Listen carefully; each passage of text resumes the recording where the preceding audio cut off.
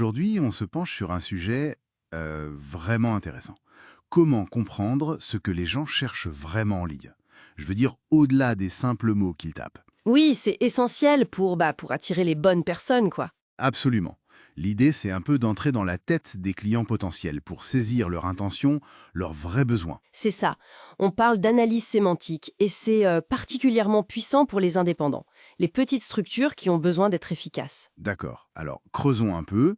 L'analyse sémantique, donc, c'est pas juste faire une liste de mots-clés. Non, pas seulement, c'est surtout comprendre pourquoi quelqu'un fait cette recherche précise. Qu'est-ce qu'il ou elle espère trouver? C'est ça le cœur du sujet. D'accord. Et j'imagine qu'il y a différentes raisons de chercher, différentes intentions. Exactement. Il y a plusieurs grands types d'intentions. Par exemple, chercher une info juste pour savoir. Mettons, qu'est-ce que le marketing entrant? Ça, c'est informationnel. Simple. Ou alors, ils savent où ils veulent aller, genre connexion à tel outil. Navigationnel. C'est ça. Facile. Après, ça devient plus stratégique. Tu as l'intention transactionnelle. Là, la personne veut acheter. Clairement, acheter logiciel X. Ok, là on est proche de la conversion. Oui. Et juste avant, très souvent, il y a ce qu'on appelle l'intention commerciale. C'est la phase où on compare, on évalue. Genre, meilleur outil Y pour 2025. Ah oui, la phase de recherche avant l'achat. Voilà. Et comprendre ça, mais ça change tout dans la façon dont on va répondre, dont on va créer du contenu. Je vois. Parce que si on comprend bien cette intention, on peut offrir un contenu qui répond pile poil à la demande. C'est ça? Exactement. Et du coup, on attire des prospects qui sont vraiment intéressés, pas juste des curieux de passage. Ce qui doit logiquement augmenter les chances de conversion.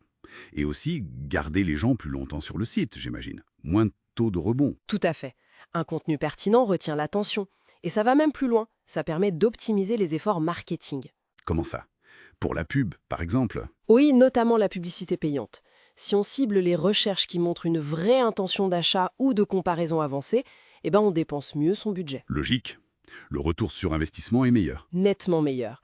Et ça, c'est vital quand on a des ressources, disons, limitées, ce qui est souvent le cas pour les indépendants ou les PME. Mais alors, concrètement, comment on fait? Comment on décode cette fameuse intention? Ça commence par quoi? Mais ça commence par très bien connaître sa cible. Quels sont ses problèmes? Comment elle en parle? Quel langage elle utilise? L'empathie client, en quelque sorte. Oui. Ensuite, il faut regarder ce que les gens tapent réellement. Des outils comme la Google Search Console ou les planificateurs de mots-clés aident beaucoup. Il donne les termes de recherche utilisés. C'est ça. Et l'étape clé après, c'est de regrouper ces recherches qui semblent différentes mais qui cachent la même intention. On appelle ça créer des clusters sémantiques. Des groupes de recherche par intention commune. Voilà. Par exemple, toutes les questions autour du comment choisir, même formulées différemment, vont dans le cluster comparaison. Prenons un exemple pour que ce soit plus clair. Mettons, un consultant en stratégie digitale pour les PME. Très bon exemple. Ce consultant, en analysant les recherches, il pourrait voir émerger, disons, 3 grands thèmes. Peut-être la stratégie globale, genre comment digitaliser ma PME. Ou des trucs plus précis. Oui, comme créer un site e-commerce pour PME, ou encore toutes les questions autour du retour sur investissement du digital. Ce sont des intentions différentes. D'accord. Et une fois qu'il a identifié ces clusters, qu'est-ce qu'il fait? Alors là, il passe à l'action. Pour le thème stratégie globale, il pourrait créer un guide complet sur la transformation digitale. Ok. Pour l'e-commerce, peut-être des articles de blog très ciblés ou une checklist. Et pour le ROI, pourquoi pas un webinaire ou une étude de cas chiffrée. Donc adapter le format et le contenu à l'intention détectée. C'est exactement l'idée. Offrir la bonne réponse au bon moment, sous la bonne forme. Et j'imagine que les résultats suivent, si c'est bien fait. Ah oui, souvent les résultats sont assez impressionnants. On peut voir le nombre de prospects vraiment qualifiés grimper en flèche. Parfois, ça peut plus que tripler en 6 mois. Carrément. Et en même temps, comme on cible mieux, le coût pour acquérir chaque prospect diminue. On a vu des baisses de 30-35%. C'est l'efficacité qui prime. C'est puissant. Est-ce qu'il y a une erreur classique à éviter quand on se lance là-dedans? Oui, une erreur très fréquente, c'est de se focaliser uniquement sur les mots-clés qui ont un volume de recherche énorme, les termes très génériques. Pourquoi c'est une erreur? Plus de volume, c'est plus de visiteurs, non?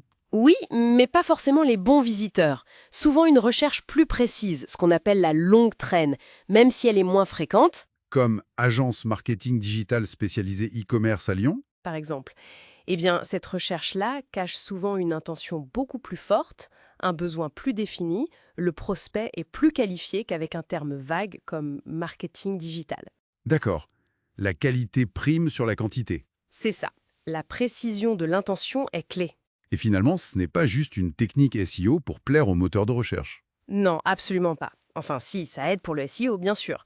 Mais le but profond, c'est avant tout de mieux servir ses prospects, de leur offrir du contenu vraiment utile qui répond à leurs besoins. C'est une approche centrée sur l'utilisateur, en fait. Tout à fait. C'est ça qui crée de la valeur et, à terme, de la confiance et des clients. Donc, pour résumer, l'analyse sémantique, c'est bien plus qu'une technique. C'est une approche stratégique vraiment puissante pour comprendre son marché en profondeur. Oui, c'est un vrai levier de croissance durable parce qu'elle est basée sur une compréhension fine et évolutive des besoins clients. Ça transforme un site web ou une présence en ligne en général en une source régulière de prospects vraiment pertinents. C'est un travail continu, j'imagine. Oui, ça demande une veille, un ajustement permanent, mais c'est ça qui permet d'affiner sans cesse sa connexion au marché. Eh bien, merci beaucoup pour cet éclairage très complet. C'était passionnant. Merci de nous avoir suivis.